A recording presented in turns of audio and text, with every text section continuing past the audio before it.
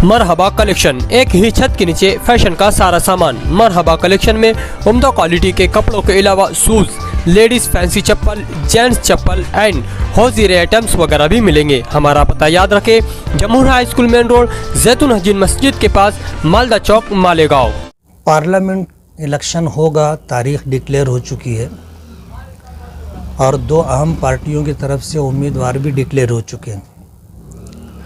असल मुकाबला इन्हीं दो पार्टियों में होगा जिनके उम्मीदवार डिक्लेयर हो चुके हैं। एक तो भारतीय जनता पार्टी की तरफ से डॉक्टर सुभाष भामरे साहब हैं और महाविकास अघाड़ी की तरफ से शोभा ताई बच्छाओ। देखा जाए तो मुकाबला इन्हीं दोनों के दरमियान है। मौलाना उमरान महफूज रहमानी साहब से मुताल्लिक पूरे शहर के अंदर चर्चा है कि वो पार्लियामेंट का इलेक्शन लड़ेंगे। मेरी उनसे कोई मुलाकात नहीं हुई थी, लेकिन कल ज़ोहर की नमाज से पहले हम अहबाब बैठे हुए थे तो उस वक्त ये बात सामने आई कि मालेगांव में हमारे जो सियासी मुखालिफिन हैं वो मौलाना उमरान रहमानी साहब को मुझसे बदगुमान करने की कोशिश कर रहे हैं और उन तक ये बात पहुंचाई गई है और शहर में भी इधर उधर ये बात फैलाई जा रही है कि मैंने बैरिस्टर असदुद्दीन ओवैसी साहब को फ़ोन करके ये बात कही कि मौलाना उमरान महफूज रहमानी साहब को टिकट ना दे। जब ये बात मेरे कानों तक आई और फिर इस बात की तस्दीक भी हो गई कई जगह से कि इस तरह की बात शहर में चलाई जा रही है, तो साथियों का मशवरा हुआ कि इस मौके पर हमें क्या करना चाहिए। तय ये हुआ कि मैं ख़ुद मौलाना उमरान साहब से मुलाकात करूं और मौलाना उमरान साहब के सामने अपनी बात रख दूं, ताकि सियासी मुखालिफिन की जो सियासी हिकमत अमली है और उस सिलसिले में जो बात वो मौलाना उमरान साहब तक और मौलाना उमरान साहब के मानने वालों तक पहुंचा करके मुझसे बदगुमान करना चाहते हैं, इस बदगुमानी का ख़ात्मा होना चाहिए। तो ये तय हुआ कि मौलाना से मिलना चाहिए। मैंने मौलाना को फ़ोन किया, मौलाना फ़ोन रिसीव नहीं कर सके। बाद में उन्होंने बताया कि वो जाए खेड़ा में निकाह की मजलिस में निकाह पढ़ा रहे थे, इसलिए उन्होंने फ़ोन रिसीव नहीं किया था। मैंने मैसेज दिया था तो फिर उनका फ़ोन आया और फ़ोन में उन्होंने बताया कि मैं जाए खेड़ा में हूँ और यहाँ एक निकाह की तकरीब में आया था। तो मैंने उनसे ये गुजारिश की कि मैं पार्लियामेंट इलेक्शन से मुताल्लिक़ आपसे मिलकर बात करना चाहता हूँ। तो हम दोनों के दरमियान मगरिब बाद का वक्त तय हुआ और मुकर्ररा वक्त पर मैं मगरिब बाद पहुंच गया और मौलाना के सामने मैंने अपनी बात रखी कि मेरी हाज़िरी इस मकसद से हुई है कि हमारे सियासी मुखालिफिन आपको मुझसे बदगुमान करने के लिए इस तरह की बात आप तक पहुंचाए हैं या पहुंचाएंगे और शहर में इस तरह की बात चलाई जा रही है कि मैंने बैरिस्टर असदुद्दीन ओवैसी साहब को फ़ोन करके मना किया है कि मौलाना उमरान साहब को आप टिकट ना दें। तो मौलाना ने बरजस्ता कहा कि ये बात मुझ तक आई है, कबूल किया, उन्होंने एतराफ़ किया कि ये बात मुझ तक आई है।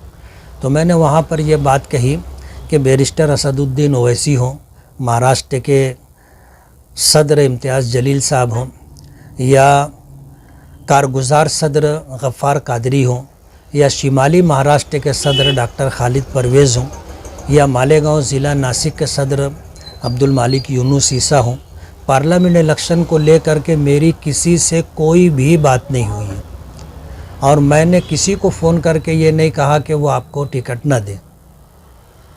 अच्छा हुआ मैं आपके पास आ गया और मैंने ये बात आपके सामने रख दी। मेरी गुजारिश ये है कि मुझसे मुताल्लिक़ आपके बारे में जो भी बात अच्छी या बुरी आप तक पहुँचे, आपको ये हक़ है कि आप मुझे फ़ोन करके उस ताल्लुक़ से पूछ लें या अगर आप बुलाएं तो मैं आ जाऊंगा और उस बात का तस्फ़िया कर लेंगे। ये मैं गुजारिश लेकर के आया हूँ और मैं ये चाहूँगा कि लोगों की किसी भी बात पर आँख बंद करके भरोसा ना करें, बल्कि आप मुझसे पूछ लें। तो मौलाना ने खुशी का इजहार किया और उसके बाद मौलाना ने मुझसे ये बात कही कि मैं अब बात तो हो गई है, अब मैं आपसे राय लेना चाहता हूँ, लेकिन मैं आपसे सियासी तौर पर कोई राय नहीं लेना चाहता। سیاسی رائے دینے والے بہت سارے لوگ ہیں. میں یہ چاہتا ہوں کہ آپ مجھے روحانی اور مذہبی اعتبار سے رائے دے کہ مجھے کیا کرنا چاہیے. تو میں نے ان کے سامنے یہ بات رکھی کہ میں اس راستے سے گزر چکا ہوں اور جن مراحل سے گزر کر کے میں آیا ہوں اس سلسلے میں میری اپنی آپ بیتی آپ کو بتاؤں گا کہ مجھے روحانی طور پر یا مذہبی طور پر جو نقصان ہوا ہے وہ نقصان آپ سے میں شیئر کرنا چاہتا ہوں. پہلی بات تو یہ ہے کہ جب تک میں سیاست میں نہیں آیا تھا نبی کریم صلی اللہ علیہ وسلم کی بارہا خواب میں زیارت ہوتی رہی. لیکن جس وقت میں سیاست میں آیا، سیاست میں آنے کے بعد 2007 سے لے کر کے پچھلے 4 مہینہ پہلے تک یہ سلسلہ موقوف رہا. یعنی حضور کی زیارت سے میں محروم ہو گیا. 4 مہینہ پہلے جب میں اپنے اہل و عیال کے ساتھ عمرے پر گیا تھا تو مدینہ منورہ جب میری حاضری ہوئی تو مدینہ منورہ حاضری پر میں نے حضور کی ناراضگی ختم ہو اس تعلق سے میں نے 2 عمل کیا تھا.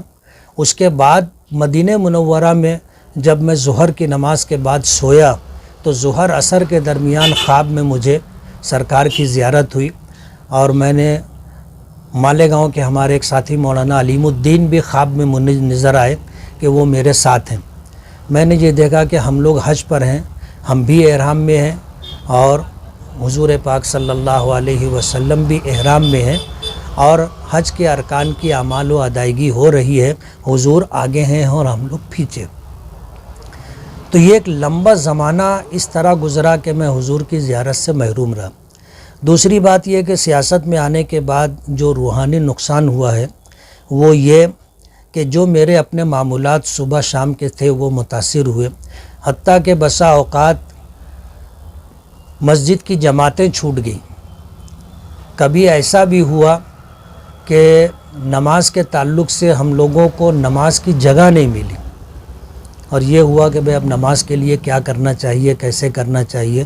تو سب سے پہلے مسجد چھوٹی، مسجد کے بعد باجماعت نماز چھوٹنے لگی اور پھر اس کے بعد ایسے مواقع بھی آئے کہ ہم لوگ ایسے مقامات پر رہے اور نماز کا وقت ہو گیا تو نماز پڑھنے کی جگہ بھی نہیں رہی. یہ نقصان ہوا. مذہبی طور پر نقصان یہ ہوا کہ جب میں کسی سیاسی پارٹی سے جڑا ہوا نہیں تھا تو سبھی لوگ میرا احترام کرتے تھے، مانتے تھے اور ایک مذہبی اعتبار سے میری عزت اور اکرام کیا کرتے تھے. لیکن جب میں سیاست میں آیا تو میرے کسی نہ کسی سیاسی پارٹی سے تعلقات رہے تو وہ احباب جو دوسری سیاسی پارٹیوں سے تعلق رکھتے تھے، ماضی میں وہ میرا احترام کرتے تھے، یہ بات ختم ہو گئی. وہ لوگ جو مجھے کبھی اچھا کہتے تھے اب وہ لوگ میری برائی کرنے لگے، حتیٰ کہ پیٹھ پیچھے گالیاں تک دینے لگے. حد یہ ہو گئی کہ جو میں نے سوچا نہیں تھا ایسے الزامات مجھ پر لگنے لگے. اب ظاہر بات ہے کہ میں کہاں کہاں صفائی دیتا پھروں گا. اور چوتھا نقصان سماجی طور پر یہ ہوا کہ لوگوں میں حسد پیدا ہو گیا اور یہ کہنے لگے، یہاں تک بات آئی کہ بھائی ان کے دادا تو یہ کام کرتے تھے، ان کے ابا تو یہ کام کرتے تھے. یعنی ہماری غربت کا جو زمانہ تھا اس کا تذکرہ لوگ اس طرح کرتے تھے کہ جیسے میں نے بہت بڑا جرم کیا جو سیاست میں آ گیا اور آج اللہ نے سیاست میں آنے کے بعد نواز دیا. تو اس طرح کے جو حالات روحانی اور مذہبی اور سماجی طور پر مجھ پر گزرے، ان حالات سے میں گزرا ہوں اور آپ نے پوچھا ہے تو میں آپ کو وہ بات بتا رہا ہوں.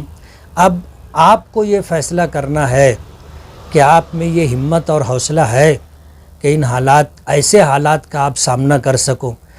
کل تک جو آپ کے جو ہے قدم بوسی کرتے ہوں، دست بوسی کرتے ہوں، آپ کی خدمت اور سیوا کرتے ہوں، آپ کے آگے پیچھے خدمت کے لیے لپکتے جپکتے ہوں، کل وہ لوگ آپ کی مخالفت شروع کر دیں گے اور اس طرح بیہودہ الزامات آپ پر لگائیں گے جس کا تصور بھی آپ نے نہیں کیا ہوگا. میں ان سارے مراحل سے گزر چکا ہوں. اور آپ نے کہا کہ آپ کو کوئی سیاسی رائے نہیں چاہیے، اس لیے میں آپ کو کوئی سیاسی رائے نہیں دے رہا ہوں. یہ آپ کو فیصلہ کرنا ہے کہ آپ کو الیکشن لڑنا ہے یا نہیں لڑنا ہے. میری مولانا سے یہ بات چیت ہوئی تو مولانا نے یہ ساری باتیں بڑی توجہ سے سنی اور اپنے متعلق انہوں نے جو بات کہی کہ الیکشن لڑنے کے تعلق سے یا سیاست میں آنے کے تعلق سے میری 2-3% چاہت تھی، اور پھر بات میں انہوں نے یہ بات کہی کہ اب یہ پارلیمنٹ الیکشن آیا اور لوگوں نے مجھے یہ بتایا کہ یہ قومی اور ملی خدمت ہے، تو اب میری 5% چاہت ہے کہ میں پارلیمنٹ کا الیکشن لڑوں، لیکن 95% جو ہے میری چاہت نہیں ہے۔ اس طرح کی بات ہم لوگوں کی ہوئی ہے، اور انہوں نے مجھ سے بہت صفائی سے کہہ دیا تھا کہ مجھ کو آپ کی سیاسی رائے نہیں چاہیے، اس لیے میں نے دل میں اللہ کا شکر ادا کیا کہ بہت اچھا ہوا کہ مولانا نے خود ہی کہہ دیا، ورنہ مجھے بادل ناخواستہ کہنا پڑتا کہ آپ الیکشن مت لڑیے، اس لیے کہ دنیا دارالاسباب ہے، اور ہر پولنگ بوتھ کے اوپر جو ہے اپنا پولنگ ایجنٹ ہونا چاہیے، اور ہر پولنگ بوتھ کے اوپر اپنی ٹیم ہونی چاہیے جو ووٹروں کو گھر سے نکال کر پولنگ بوتھ تک پہنچائے۔ ظاہر بات ہے 6 اسمبلی کانسٹیٹیوشن ہے، اور اس کانسٹیٹیوشن کے اندر جو ہے اتنی بڑی تیاری ہم لوگوں کے پاس نہیں ہے، اور ظاہر بات ہے کہ دارالاسباب میں رہتے ہوئے بغیر سبب کے لڑائی کے لیے اترنا، جنگ کے لیے اترنا، مقابلے کے لیے اترنا پرلے درجے کی بے وقوفی ہے۔ اگر اسباب اور وسائل ہوتے تو بات اور تھی، لیکن صرف اپنے گمان پر یہ سمجھ لینا کہ میں فارم بھر دوں گا اور چن کر کے آ جاؤں گا، یہ خیال استو محال استو جنوں۔ اگر کبھی وہ الیکشن لڑیں گے تو پھر کیا؟ نہیں، میں تو مولانا سے یہ چاہوں گا کہ مولانا جو بھی فیصلہ کرنا ہو جلدی فیصلہ کریں۔ ہر گزرتا دن ان کو ناکامی سے قریب کرتا جا رہا ہے۔ اگر جنگ لڑنی ہے، مقابلہ کرنا ہے، تو جتنی جلدی میدان میں اتریں گے، تیاری کریں گے، اتنا کم نقصان ہوگا۔ سبھی سیاسی پارٹی کا ان سے ملاقات کر رہی ہے، اور یہی بات جو آپ نے بولے کہ یار جلدی فیصلہ کیجیے، اگر انہوں نے لڑنے کا فیصلہ کر لیا تو آپ کیا ان کے ساتھ رہیں گے؟ میں اپنے ساتھیوں سے مشورہ کروں گا۔ اصل میں MIM سے جڑا ہوا ہوں، اور ہمارے شمالی مہاراشٹر کے صدر ڈاکٹر خالد پرویز صاحب ان سے بارہا ملاقات کر رہے ہیں، اور مجھے ایسا لگ رہا ہے کہ ڈاکٹر خالد پرویز صاحب کی چاہت ہے کہ وہ الیکشن لڑیں، اور پارٹی سے جڑے ہوئے ہونے کی وجہ سے ایک مرتبہ مجھے ان سے بات کرنی پڑے گی، اور اوپر بھی بات کرنی پڑے گی۔ ایسا نہ ہو کہ وہ تائید کر دیں اور میں مخالفت کر دوں، یا میں تائید کر دوں وہ مخالفت کر دے، تو ہم لوگوں کے آپس میں اختلاف دکھ کر کے آئے گا، اور یہ مت بھید نہیں ہونا چاہیے۔ ڈاکٹر خالد پرویز صاحب سے میں ملوں گا، اور اوپر بات کر کے اپنا موقف انشاءاللہ میں پیش کر دوں گا۔